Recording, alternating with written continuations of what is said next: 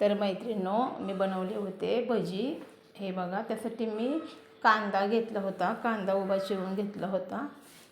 4-5 कांदे होते, पालक थोडासा, कोथिंबीर कापलेली होती, बटाट्याचं किस टाकलं आहे किसून स्वच्छ धुवून,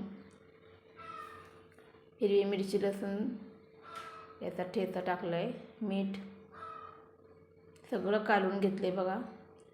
आणि जेवढं आपलं बेसन पीठ त्याच्यामध्ये मिक्स होईल तसं टाकले. हे बघा, हळद टाकली आहे, धना पावडर, लाल तिखट, जिरं, ओवा सगळं टाकून मस्तपैकी कालवून घेतलेलं आहे.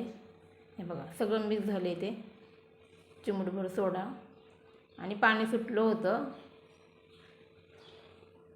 जेवढं पाणी सुटलं होतं कांदा मीठ टाकलेलं त्याला तेवढंच बरोबर झालं होतं. नंतर मी थोडासा शिंतोड टाकून मिक्स करून घेतलं. हे बघा, भजी करून घेतलेत.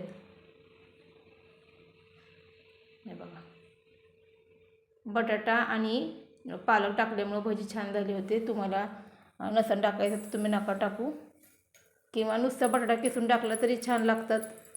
पालक घरामध्ये होती थोडीशी म्हणून मी पालक टाकली. हे बघा, एकदम छान झाली ती भजी पण. बघा